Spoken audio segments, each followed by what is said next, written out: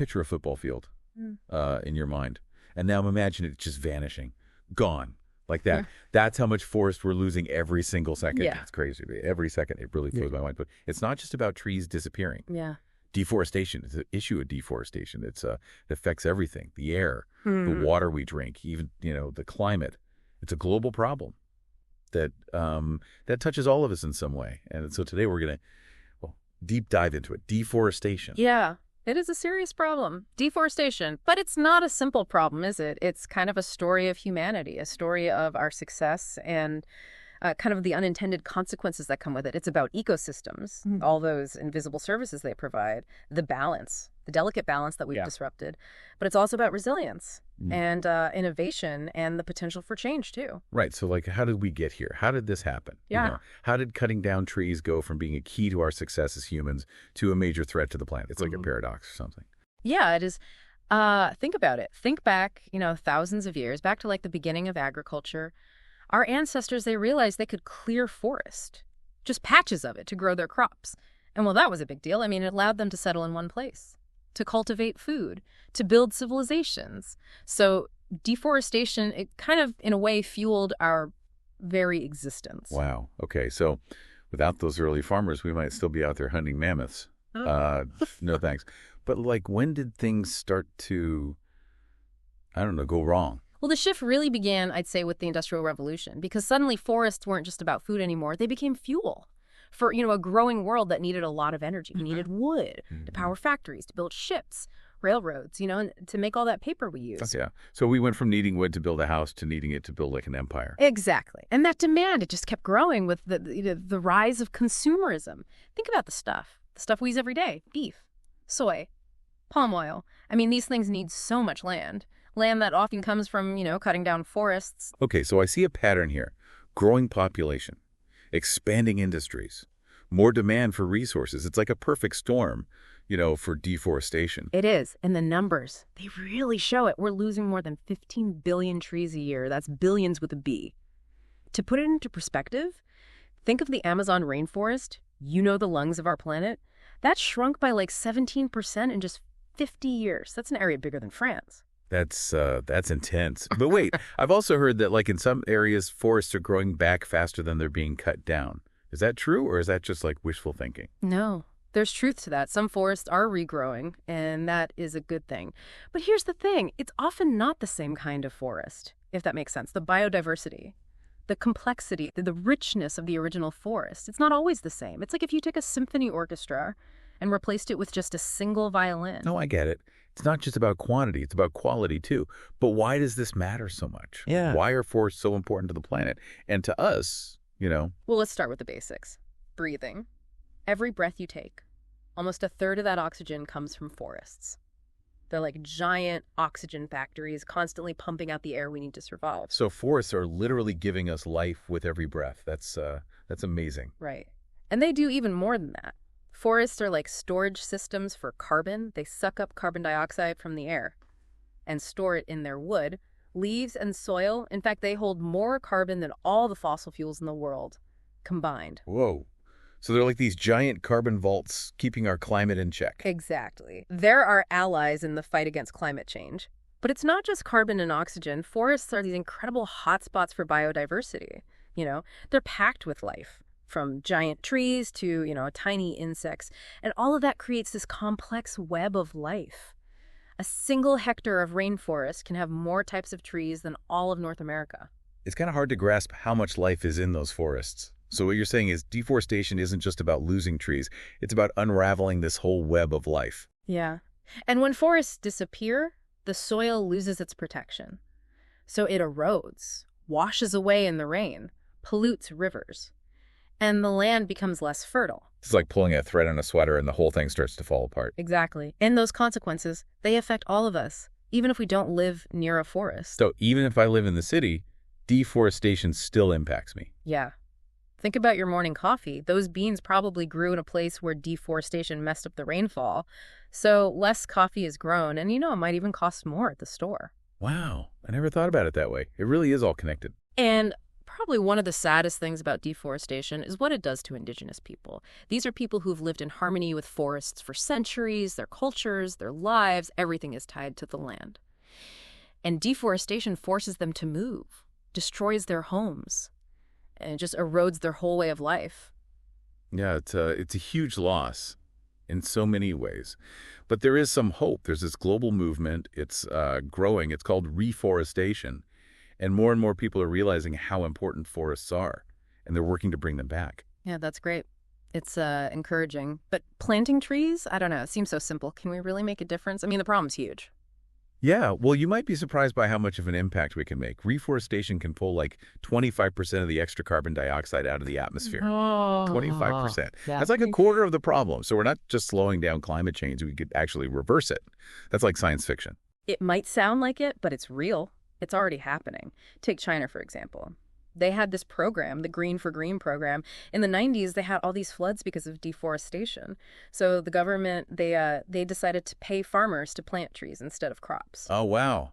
Interesting. So did it work? Like, was it hard to convince the farmers to do that? Well, it wasn't always easy, but it worked. Over like 20 years, they've restored an area the size of France, and it's helped with the climate. It's brought back wildlife. It's created jobs, and it's even made communities safer from flooding. That's amazing. It's a great example of how taking action on a large scale can make a real difference. Yeah. Are there other projects like this happening? Yeah, definitely. There's the Great Green Wall in Africa. It's this plan to plant trees across the whole width of Africa, like 8,000 kilometers. A wall of trees to hold back the desert. That's powerful imagery. What are they hoping to achieve with this? It's not just about planting trees. It's about restoring land, helping people grow food, creating jobs, empowering communities. It's a big project. It involves 21 African countries all working together. That's incredible. These huge projects are so inspiring. But what about just regular people? Can we do anything to help? Oh, yeah, definitely. Every little bit helps. Like in India, they set a record for planting trees, 66 million in a single day, all by volunteers. 66 million trees. That's like planting a forest every few minutes. It's amazing what we can do when we work together. And technology is helping us do even more, like drones. Drones are being used to plant trees at a crazy scale. There's this company, Biocarbon Engineering. They can plant up to 40,000 trees a day with drones. Drones planting trees. That sounds like something out of the future. What other cool tech is being used? Well, there's biomimicry. It's basically copying nature's designs. Scientists are redesigning tree seeds so they can spread further in the wind, like maple seeds. They're using nature's own tricks to help forests grow back. That's fascinating. We're finally realizing that nature has a lot of the answers. Are there other examples of biomimicry in reforestation? Oh, yeah. Scientists are looking at how some trees regrow naturally after, like, wildfires and stuff. By understanding how nature does it, we can come up with better ways to help forests grow back. So we're learning to work with nature instead of trying to control it. What about artificial intelligence? Is that being used too? AI is super helpful. It's being used to map areas that need trees, to keep track of how things are going, even to figure out which trees will grow best in different places. So we're combining technology with nature's wisdom. What about the wisdom of indigenous communities? They've been managing forests for so long. What can we learn from them? They have so much knowledge. Yeah. About sustainable forest management. They understand how everything in the ecosystem is connected, and they have techniques that protect the forest for the long term. Their knowledge is super valuable. We can definitely learn from people who've been living in harmony with forests for generations. Can you give an example? Like a specific technique or something? Like agroforestry. It's about growing crops and trees together, like a forest. It's good for the soil, good for storing carbon, good for wildlife. It's like a win-win for everyone. Agroforestry, that's a great idea. Are there any specific indigenous communities that are leading the way in forest management? The Kayapo people in the Amazon are a good example. They've been managing their rainforest for centuries. They rotate their crops to let the land rest. And they know so much about medicinal plants. They're protecting their land and teaching us a lot, too. Their story is really inspiring. It shows that we can learn from people who've lived in harmony with nature for so long. It seems like we have all the tools we need to solve this problem. Technology, science, indigenous knowledge. So what's stopping us? It's about changing our mindset, I think. We need to stop seeing forests as just resources to be used. We need to see them as valuable in themselves. Right. We need to see them as partners. But that's not always easy to do. How can we make that happen? It starts with each of us. Making choices that help reforestation, like eating less meat, especially beef. Because raising cattle is a big reason for deforestation. So even skipping a burger once in a while can help save the forests. Yeah, every little bit counts. We can also buy products that are sustainably sourced. Look for certifications like the FSC label for wood or the RSPO label for palm oil. Yeah, those labels can be confusing. What should we look for? Like, what do they really mean? It means the product comes from places that are managing their forests well, trying to protect the environment. When we buy those products, we're supporting companies that are trying to do the right thing. So our choices as consumers can actually make a difference. Definitely. Every time we spend money, we're voting for the kind of world we want. And besides buying stuff, we can plant trees ourselves. We can donate to organizations that are protecting forests. And we can talk to our leaders about making policies that support reforestation. There are a lot of things we can do, both on our own and together. But sometimes it feels like the problem is just too big. What can you say to people who feel like they can't make a difference? Remember that every forest starts with one seed. Every action, even a small one, adds up. And when we all work together, we can create real change. Don't underestimate your power to make a difference. It's amazing to think about what we can do when we all work together. But let's dream big for a minute. What does a future look like where forests don't just survive, they actually thrive? What would that be like? Well, imagine cities. Cities designed with nature woven right into them. Buildings covered in plants. Rooftops turned into forests. Parks and green spaces everywhere. Not just like little afterthoughts. So we can have both. We can have concrete jungles and real jungles. Totally. We can build cities that support biodiversity, that clean the air, and regulate temperatures, and reconnect us with nature. Imagine just stepping out your door and being surrounded by greenery, even in the middle of the city. That sounds refreshing. But what about the areas that are already been deforested?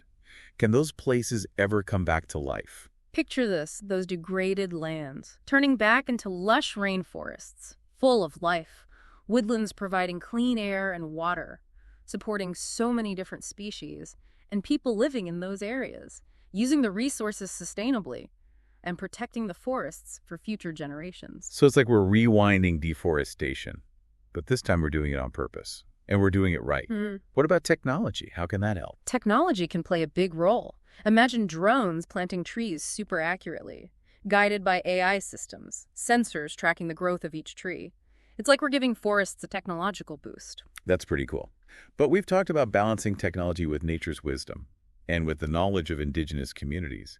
How do we make sure that technology helps and doesn't hurt the ecosystems we're trying to protect? That's a great question. Technology should always be used to support nature, not to control it.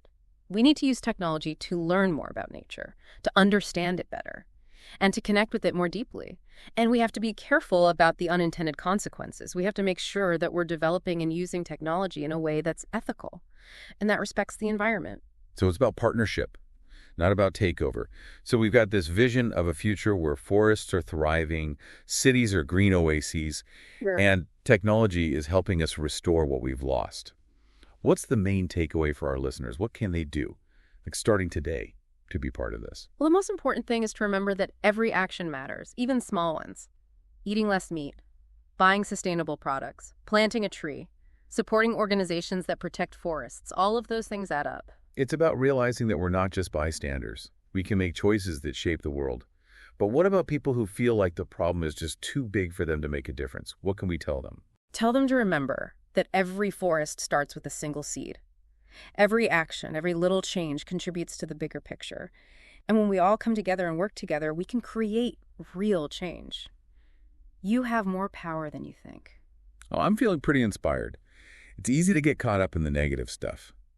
But there's so much hope and so much potential for positive change when we understand the problem and we're committed to doing something about it. I agree. It's been great talking about this with you today. Yeah, it has. And to everyone listening, thanks for joining us on this deep dive. Remember the future of forests and the future of our planet. It's in our hands. Our choices make a difference. So let's choose wisely. Let's choose action. And let's create a world where forests can flourish for generations to come. Until next time, stay curious, stay engaged, and keep on deep diving.